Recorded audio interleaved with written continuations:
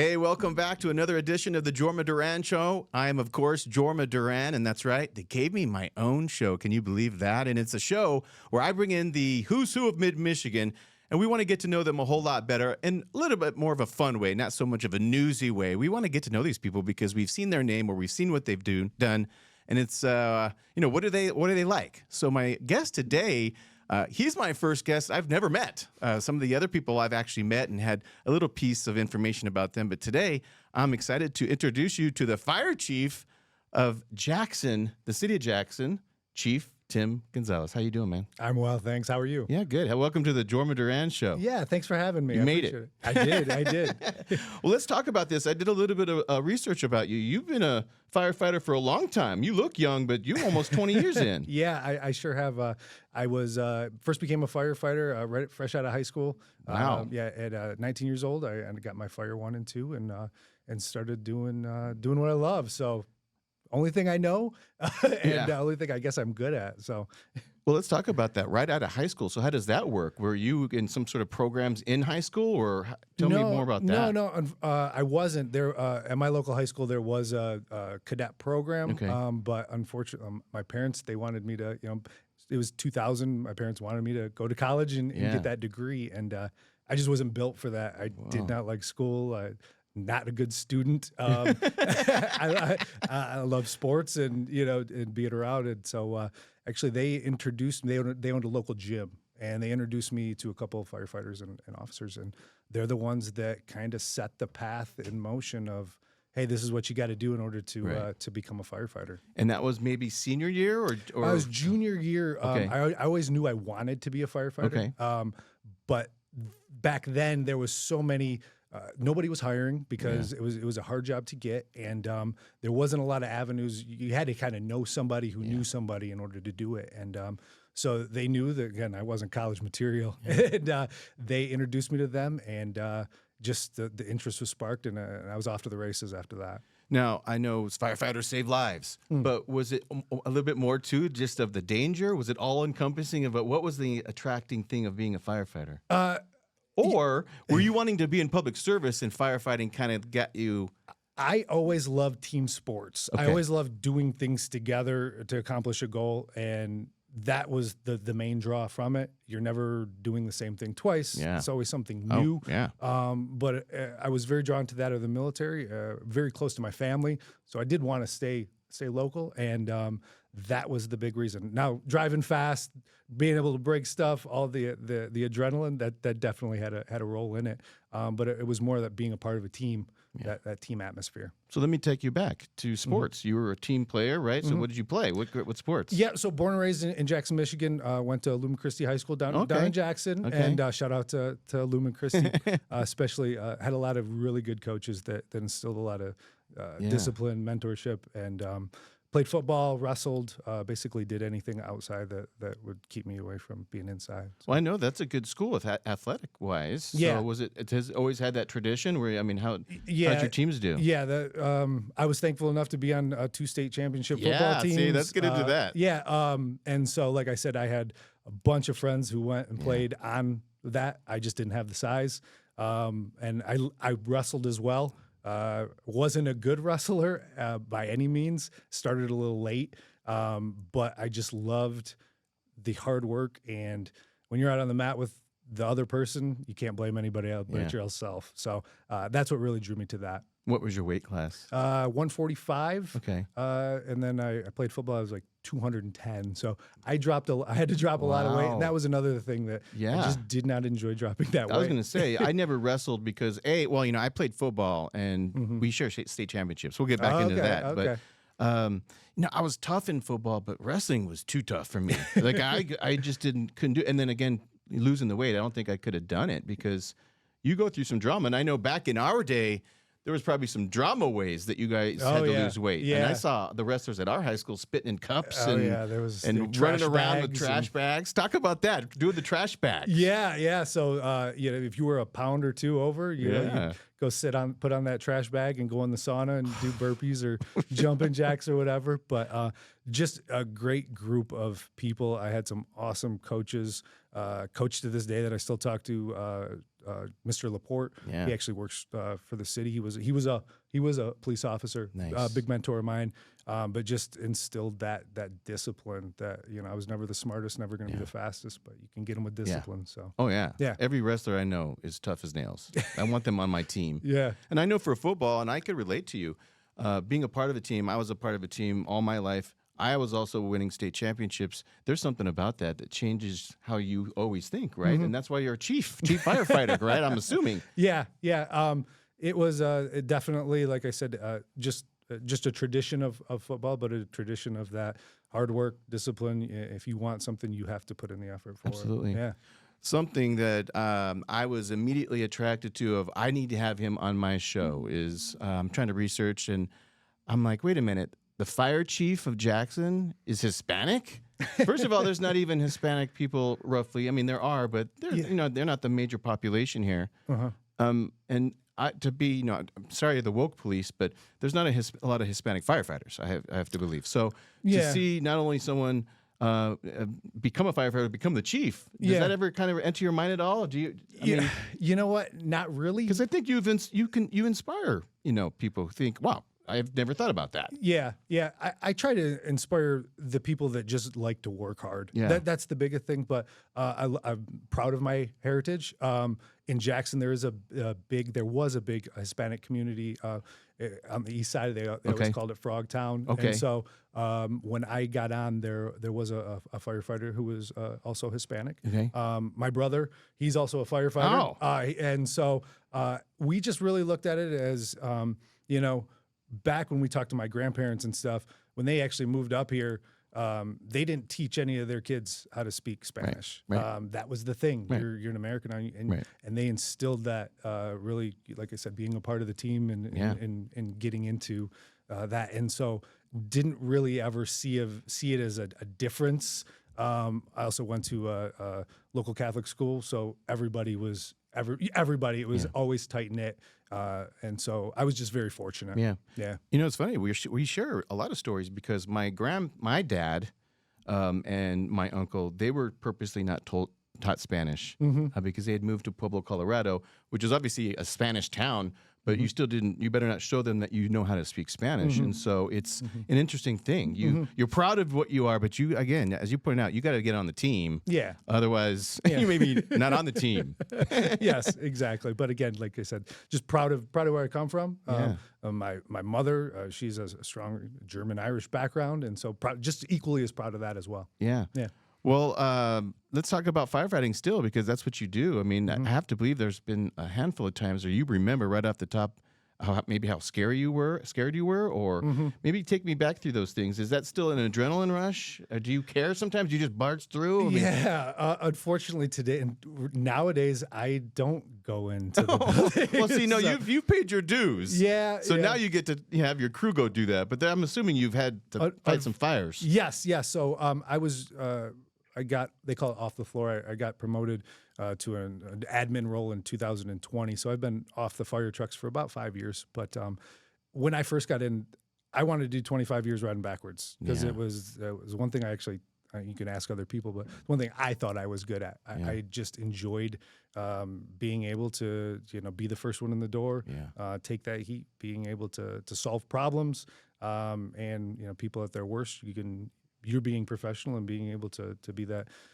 professional that comes in and handles any emergency. Yeah. But again, I would go back to riding backwards on a fire truck tomorrow if you told me. Really? Yes, 100%. Greatest job in the world. It is. It is. And I believe you because I think that's one of the careers where people always dream about, maybe. And so you are living your dream, you think. 100%. Yeah. 100%. Yeah. And I'm just fortunate enough to, I'm still a firefighter. I just have different roles. That's kind of how I see it. So just I love the guys. My job now is to take care of the people taking care of our community. Right. So that's how I see it. Yeah. Well, how has it grown in terms of just a fire department? Because I know when I read, there was the fire chief before you had been the fire chief forever. And so I'm assuming they're not wanting to jump ship. I mean, could you see yourself being the fire chief for the next 3 decades? Yeah, definitely. So it's a place I want to retire out of. I started when I was 21 in Jackson Fire Department, and so I have 7 more years to go. But the department has went over a change in the past 2 years where we were a public safety model. So we ran under a director of police and fire that ran both. And the city 2 years ago decided they wanted to change that. Call volumes are rising, the demands for training.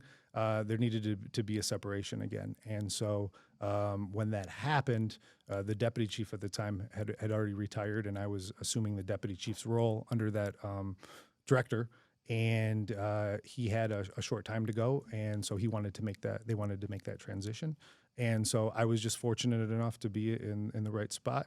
Humbling, because again, I'm younger to assume the fire chief's role. 100%. And so just very thankful for the opportunity. And I think we've been able to do a lot of really good things in the last 2 years, and I hope we can continue that for a long time to come. Now, I know you were kidding with me. You work 9 to 5, but it is a 24-hour, 7-day-a-week job. You're on call for the most part for all of your life. But on those moments where you're not working and stressing out, what do you do? You still work out? Do you run? What do you do?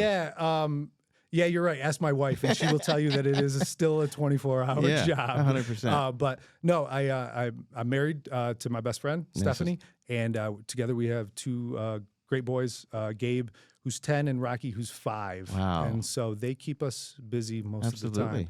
And so we've been really enjoying a lot of stuff. When we were talking at the break, we enjoyed the Christmas time together. But it's the same thing. We love being outside, being able to work out together, stay active.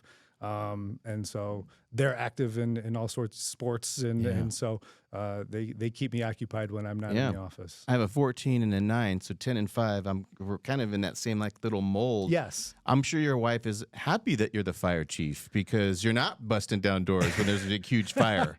At times, our shifts, we would work 24 hours. So, and I was doing that before I met her. So when our whole marriage, she would be used to me being gone for 24, 2-3 days at a time. Yeah. And even my oldest son was accustomed to that. So when I first made that transition, my oldest son would constantly ask, why are you home? Right, exactly. What are you doing here? Something's wrong. Yeah, because when I'm not home, he gets to sleep in the bed. And so it's a little bit different. But the change has been good. Like I said, get to spend more time with my family, which is a huge positive. Because you're 5, right? Should be in kindergarten. Yeah, he's pre-K right now. Pre-K, and then 10. Was it 3rd grade, 4th grade? Fourth grade. Yeah, 4th grade. Good separation too. Yeah. It's and what I mean by that is. My kids don't fight. Maybe you have 2 boys. I have a girl and a boy. They may still fight. Yeah, they're getting into that wrestling stage. Oh, for sure. Yeah, my daughter and my son are at the age where they don't fight. Plus, they're boy and girl, so there's no really competition. So you're probably dealing with it right now, getting it ready. Everything is a competition. That's hilarious. Who can eat the fastest. Everything is a competition. I try to do that with my family, but they never want to play who can eat the fastest. Yeah. All right, we're going to take a quick little break, and when we come back, we're going to pull out Jorma's Wheel of Questions.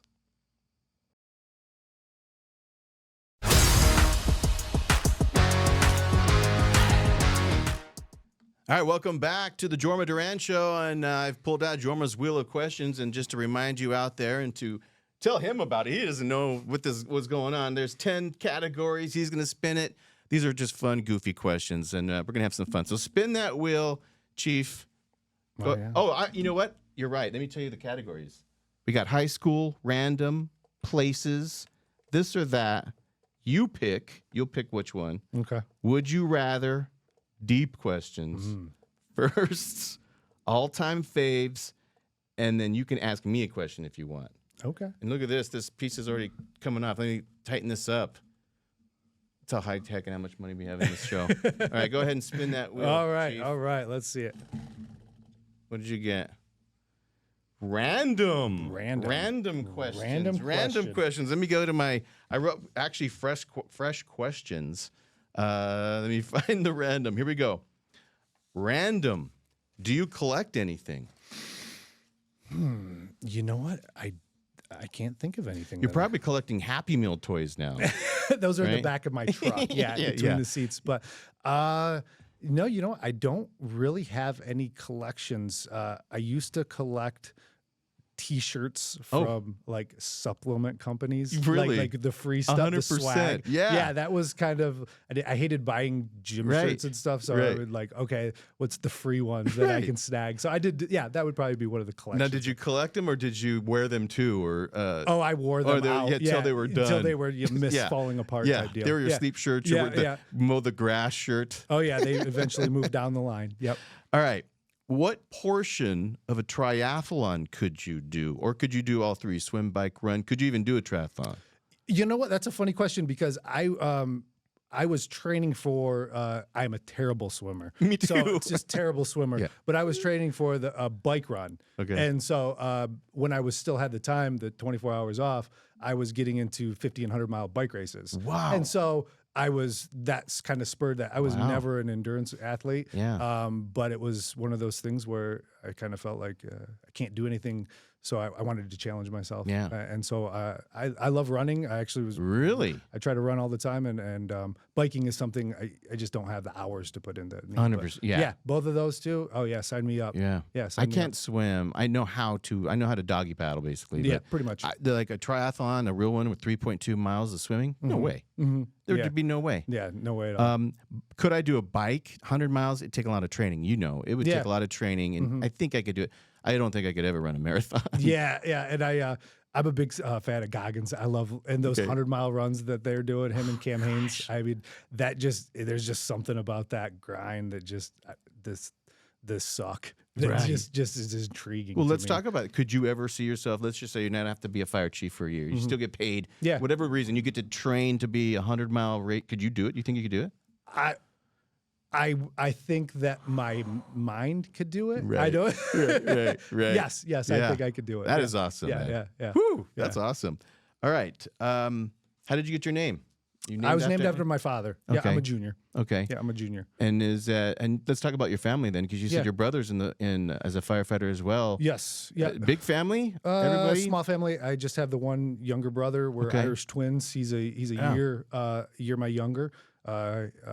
He's someone I look up to. He's younger than me. He went in the Marine Corps right out of high school, Wow. and did something that I wanted to do, and he took that. But while he was in the Marine Corps, we've always been close. We go Yeah. on vacations together, and he's actually a captain at Summit Fire, which is a Yes. neighboring Oh, department. that's awesome. And when he was in the Marine Corps, he said, "Hey, how do I become what you are?" And so I gave him the path, and he is way smarter than me, better looking than me. But him and I are so close, so close. And you together. may have already said it. He's younger or older? He's a year younger. He's a year Wow. younger. Yep. Wow. Yep. Now, how did your family get to Jackson? I mean, because Yeah, my family's always been in Jackson. My grandparents on my Gonzales side of the family, they moved from Texas, Okay. and that's how they came in and were working in a lot of the small automotive. Jackson was a big automotive company, Yeah. small business Right. back in the day, and they worked there. And my mother's side of the family, they actually worked at the prison, and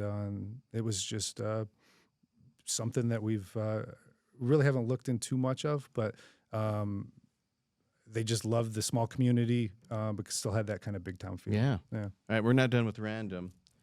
What makes you laugh the most? What makes me my two sons? Right. They're absolutely hilarious. Yeah. So yeah. They it's funny to see how they're like sponges and how Yeah. they take on my oldest is like my wife, outgoing, extrovert, just can take nothing serious, just laissez-faire. And Right. my youngest is like me, very dry sense of humor, always, imitating people. That's fun. And so they crack me up. Yeah. I can't get enough of them. Now, are They there crack me up. shows they're always watching that you have to Oh, watch? if I had to watch Bluey again. Oh, God. I would know say- all the episodes Yeah, already. right. By heart now.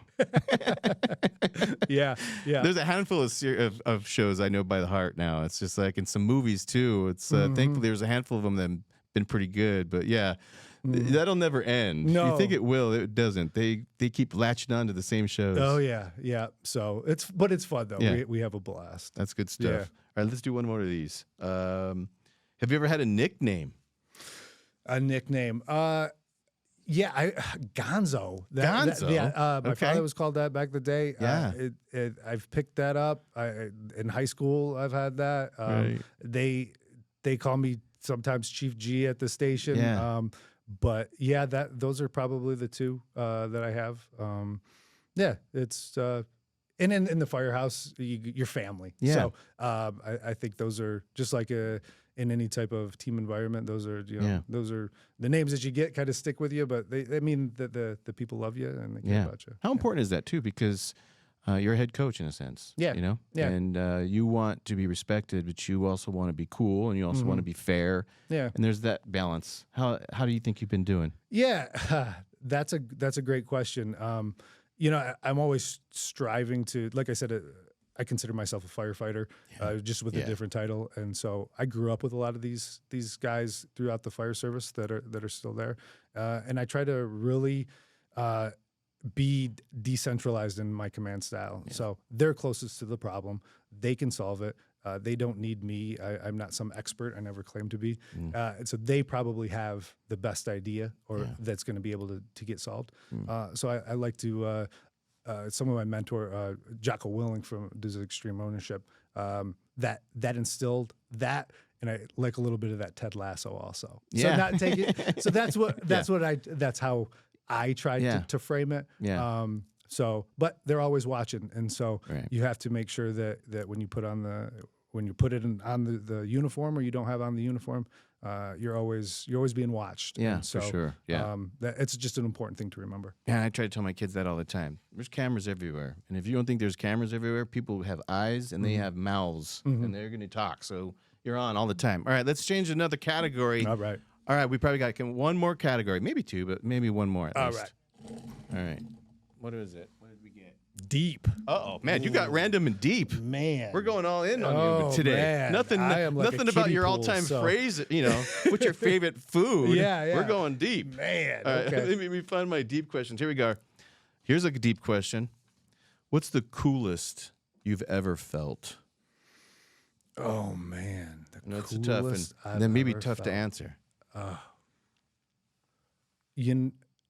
When my mom loved giving us crazy, and we loved it, hairstyles. And so I was the coolest when I had my, I had a, and this kind of like the Hispanic kind of roots are coming out, but I had the tail. Oh, I God. had the tail, Oh, and mom would braid it. Oh, and I know. And I thought that was, and then the lightning bolts in the side. Oh, 100%. 100%. I had the heartbeat thing on the side of mine, so you went lightning. I went lightning or Nike swoosh in the back, and so you tell me I wasn't cool. Yeah. That was it right there. See, we called those rat tails in Pueblo. Yeah, rat tails. And you had it braided too. Braided, and then the rubber band and had to match what you were wearing. So mom would change the rubber band. That is so awesome. You'd fit right in Pueblo. I'm telling you right now. That's awesome. You're my brother right now. There you go. Because, by the way, I know how cool he felt, actually.